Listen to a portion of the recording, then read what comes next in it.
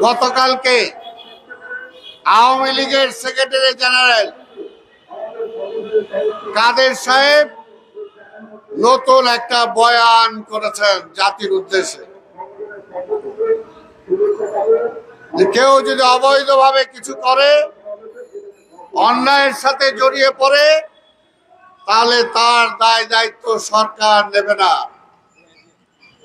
সাংবাদিক ভাইরা, আপনাদের মাধ্যমে আমি এর আগে বহুবার বলেছি যে একটা সময় আসবে, পুলিশ ভাইরা, একটা সময় আসবে যখন এই সরকার প্রধান বা আওয়ামী লীগ বলবে, আমি তো পুলিশকে অন্যায় কাজ করতে বলি নাই, আমি তো পুলিশকে অমুককে গ্রেপ্তারের জন্য বলি নাই, আমি তো গুলি করতে বলি নাই, যে গুলি করার অর্ডার দিছে দায় দায়িত্ব তার। আজকে কথাটা কি ঠিক হইলো? এই কথাটা তো আমি আগেই বলছিলাম। কাজে এখনো যারা পুলিশ সহ বিভিন্ন প্রশাসনের দায়িত্বে আছেন, ভাইরা আমার, সময় থাকতে বুঝে ফেলেন আসল জিনিসটা কি। আপনার এক্সপায়ারি ডেট শেষ হয়ে গেছে। বেনজির সাহেব এই সরকারের জন্য খুব গুরুত্বপূর্ণ ব্যক্তি ছিল। এই সরকারের ফুড ফরমাস খাটার জন্য গুলি করার অর্ডার দিতে পর্যন্ত পিছপা হয় নাই। আজকে বেনজির সাহেব, আপনার এক্সপায়ারি ডেট শেষ হয়ে গেছে, আপনার মেয়াদ শেষ।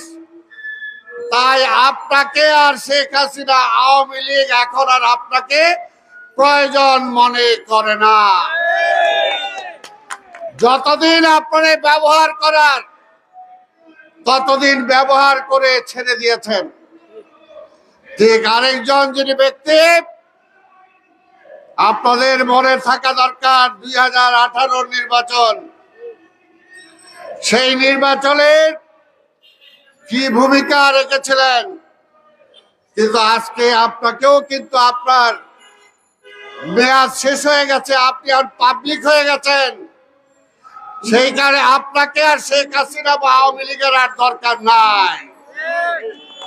সেই কারণে বলছেন, আপনি জেলে গেলেন না কোথায় গেলেন, সেটাতে আওয়ামী লীগের কিছু আসে যায় না। তাই বলতে চাই, এখনো যারা সার্ভিসে আছেন, যারা সরকারের কথায় অবৈধ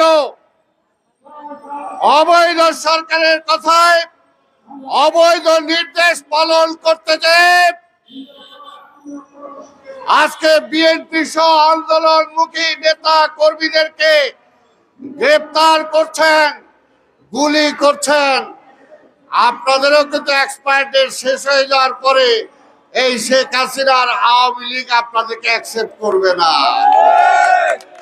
তাই এখনই সাবধান হয়ে যান। সময় থাকতেই, যেটা এর আগেই বলছি, আপনারা ওই শেখ হাসিনার নির্দেশ অমান্য করার চিন্তায় ভয় পাবেন না। যদি অন্যায় আদেশ করে তার প্রতিবাদ করেন,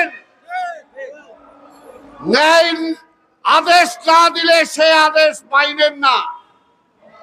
যেমনি ভাবে আওয়ামী লীগ ওবায়দুল কাদের বলতেছে, আপনারা অন্যায় করছেন, আপনারা কোর্টে যান, আপনারা জেলে যান, আওয়ামী লীগ কেন করবে? তাই ভাইরা আমার, পরিষ্কার কথা, এই যে হাইকোর্ট, এই হাইকোর্টের প্রধান বিচারপতি ছিল সিনহা সাহেব, অনেক অন্যায় আদেশ দিয়েছেন, সরকারের মিথ্যা অনেক কিছু জায়েজ করেছেন। কিন্তু যেই মাত্র একটু টানাপোড়েন লাগছে, তার পাছায় লাঠি দিয়া বিদায় করে দিছেন। তার সম্মানের দিকে তাকান নাই। তাই আমরা বলতে চাই, এই দেশটা আমরা যুদ্ধ করে স্বাধীন করেছি। এই দেশের মানুষের মুখের দিকে তাকায় দেখেন, আমরা কি বলতেছি? আমরা একটাই দাবি, এই দেশ চালাইতে পারতেছে না আওয়ামী লীগ, জোর কইরা ক্ষমতায় আছে। আমরা বলছি আমরা একটা ভোট চাই, জনগণের ভোট জনগণ দিতে চায়। আর সেই ভোট ঠেকানোর জন্য আজকে প্রশাসনকে ব্যবহার করছে এই আওয়ামী লীগ। কিন্তু আজকে প্রশাসনের বড় কর্মকর্তারা যখন রিটায়ারমেন্টে চলে যাচ্ছেন, তাদের অবস্থা কি দেখেন। তাই বলতে চাই, সত্য সত্যই, মিথ্যা মিথ্যাই। বিচার একদিন হবেই।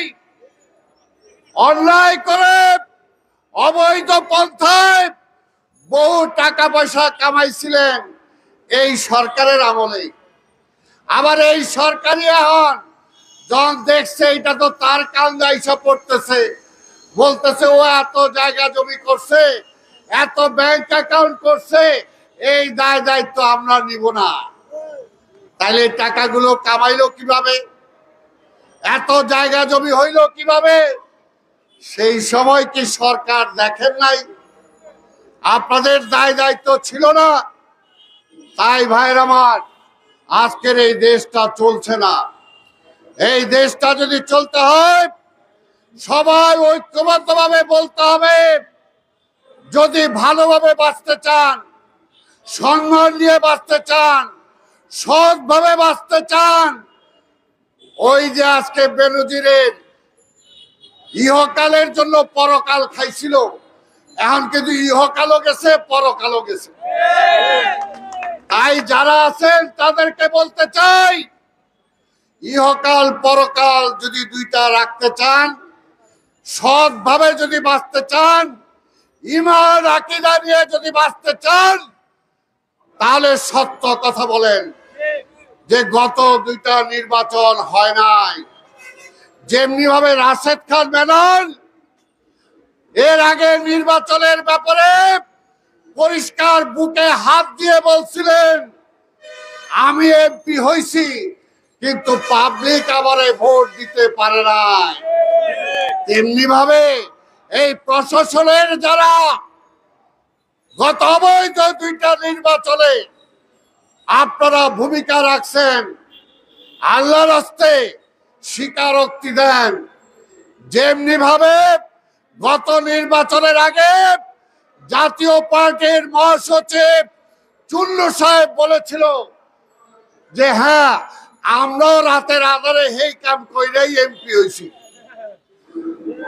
সেই সময় বলেছিলাম মহান মাননীয় বিচারপতি যারা আছেন, সুমুটো ভাবে আজকে চুন্নুকে কাস্টডিতে এনে জিজ্ঞেস করেন নির্বাচন কিভাবে হয়েছে। বাহিনী প্রধানদেরকে জিজ্ঞেস করেন নির্বাচনটা কিভাবে হয়েছে।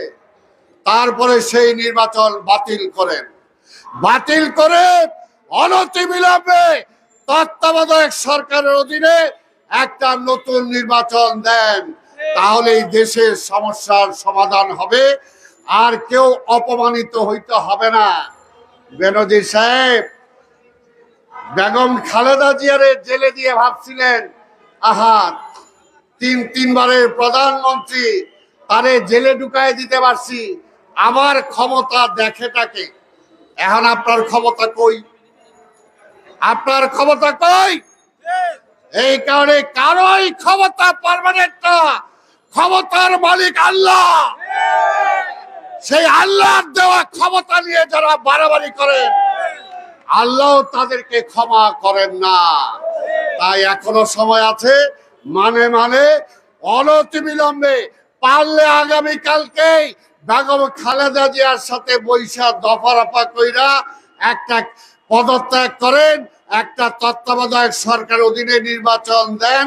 খালি তারেকের বিরুদ্ধে বইলা পার পাওয়া যাবে না, বিএনপির জেলে দিয়া পার পাওয়া যাবে না। কতদিন জেলে দিবেন? কারো তো জন্যে জেলে দিবেন। আজকে মাঠে ঘাটে লক্ষ লক্ষ আজকে বেগম খালেদা জিয়া, তারেক রহমানের সৈনিক সারা দেশে জন্ম হয়েছে, এদেরকে আপনি দমাতে পারবেন না। তাই তাই তার অবৈধ নির্দেশ পুলিশ ভাইকে বলবো আপনারা পালন করবেন না। যদি ন্যায় চান, ন্যায়ের পথে থাকেন, ন্যায়ের পথেই আপনার আমার এই দেশের ইহকাল ও পরকাল ভালো থাকবে। আসুন এই পথে আমরা আগুয়ান হই। আপনাদের সবাইকে ধন্যবাদ। খোদা হাফেজ। বাংলাদেশ জিন্দাবাদ।